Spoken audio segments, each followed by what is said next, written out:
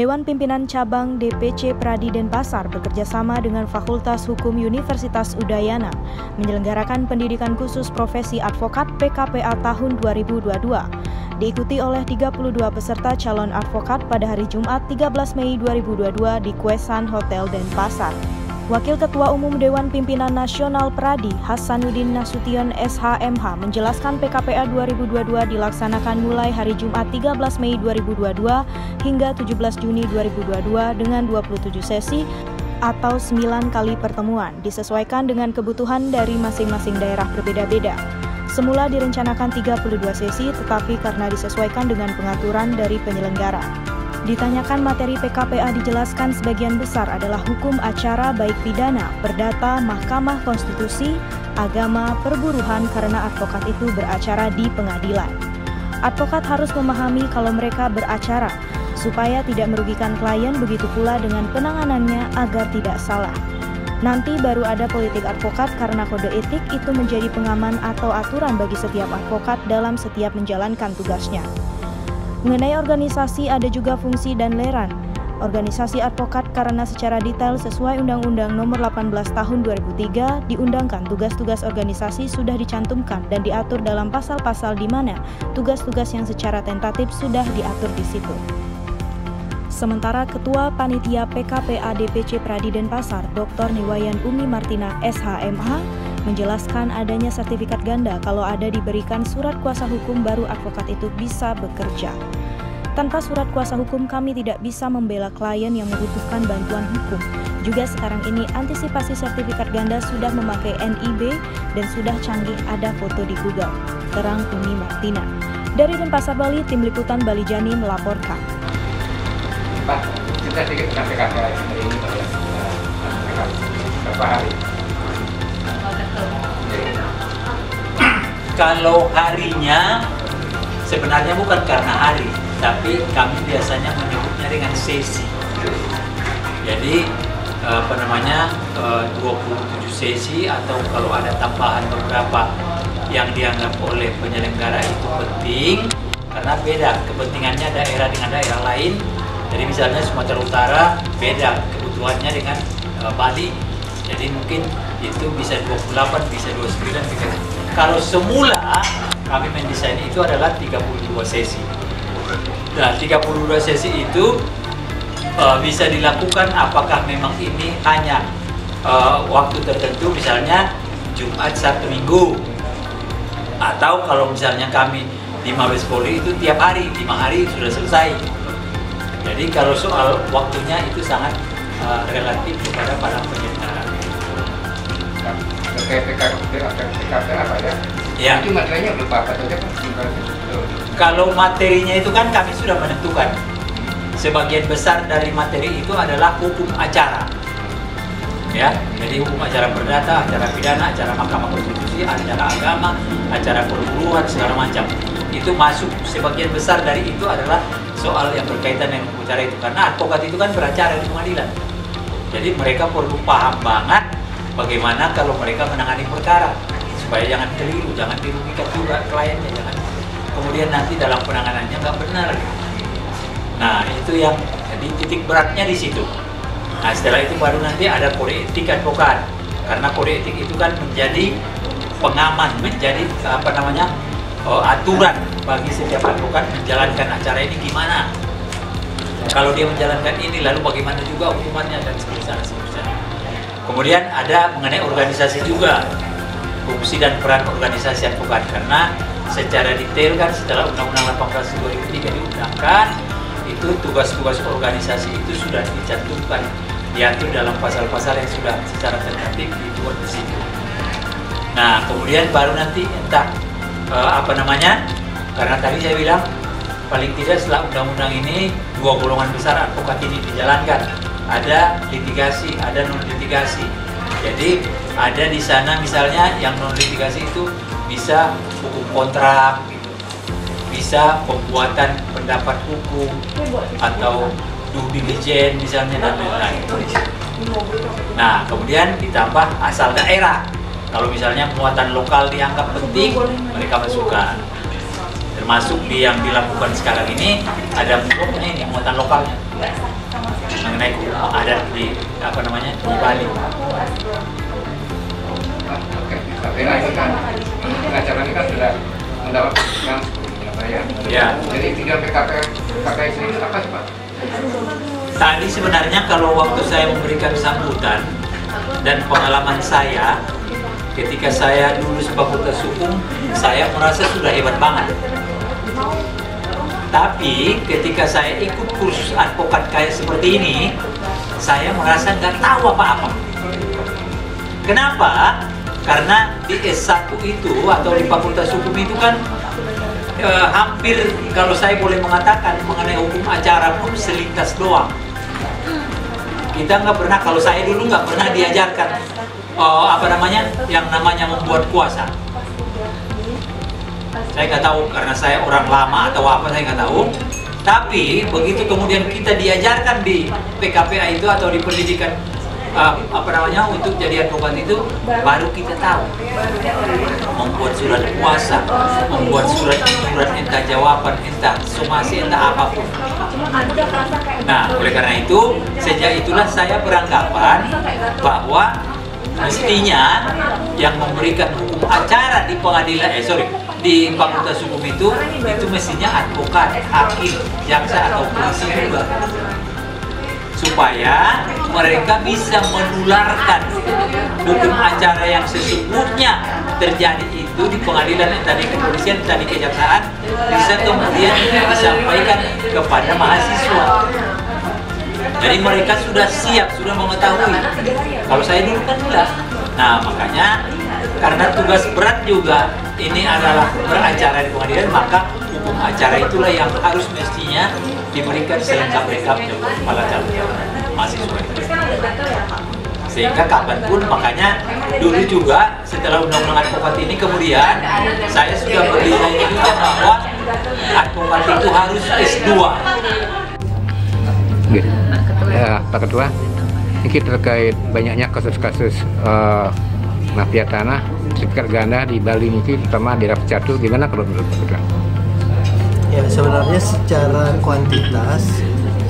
kuantitasnya sudah menurun dibandingkan ketika pertama kali saya jadi lawyer sekitar tahun 2000-an ya. Itu sangat banyak karena waktu itu harga tanah tiba-tiba melonjak 200-300 kali lipat di daerah sana, sehingga tanah yang sudah disertifikatkan juga timbul lagi. Nah, sekarang dengan berjalannya waktu dan sudah dibuat sistem kalau dahulu orang bisa membuat sertifikat baru dengan cara melapor polisi kehilangan lah, tapi sekarang tidak cukup dengan melapor polisi, dia juga harus membuat berita acara sumpah. Jadi dia harus bersumpah dalam nama Tuhan sendiri bahwa mau benar sertifikatnya hilang, dan itu kepidana. Itu juga membuat kuantitas pelanggaran di bidang perolehan hak atas tanah menurun secara kuantitas. Mungkin ada 1-2 masih, tapi tidak sebanyak pada waktu saya pada awal-awalnya. Ya. Berarti ini ke pengacara ini dituntut Pak ya untuk berusaha ya menangani kasus-kasus begitu. Sebenarnya di hukum pidana kan yang dituntut itu pelaku. Okay. Tapi kalau lawyer dia menggunakan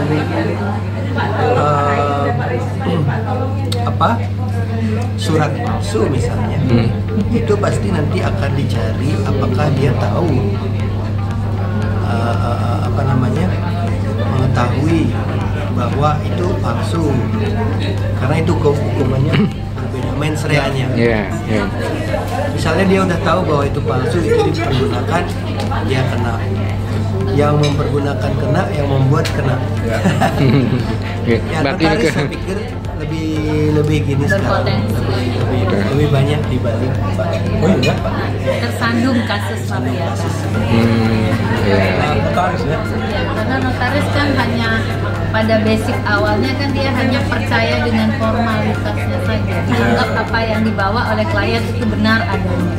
Kami sempat menangani case di Gianyar, lawannya kebetulan Hotman Paris. Hotman Paris.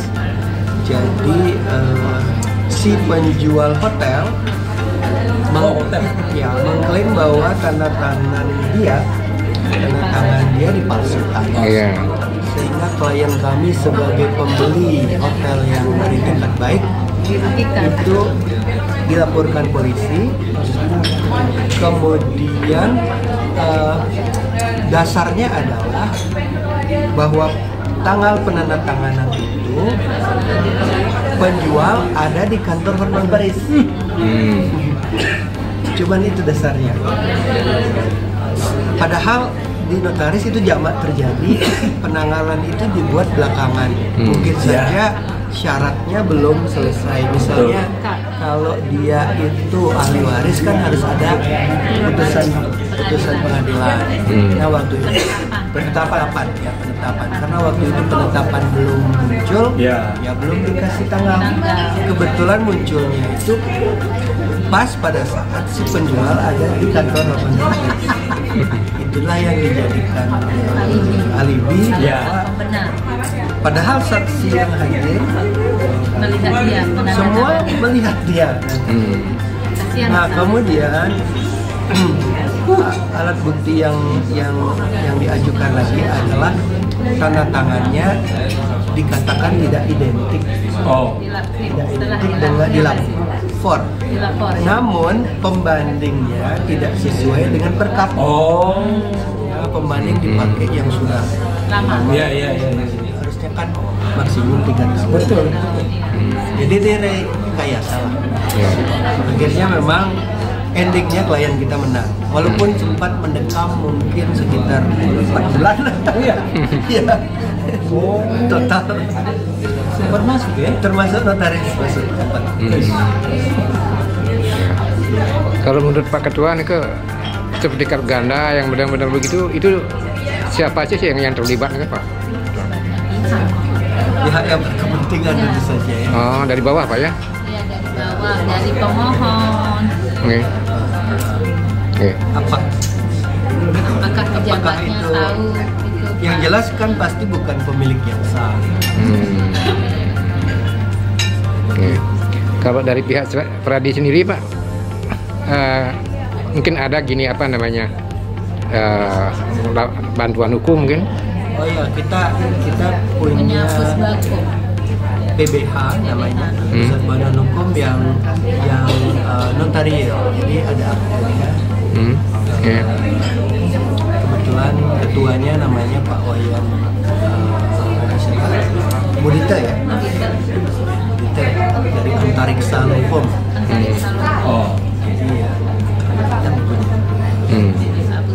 Apakah Bapak memerlukan bantuan hukum?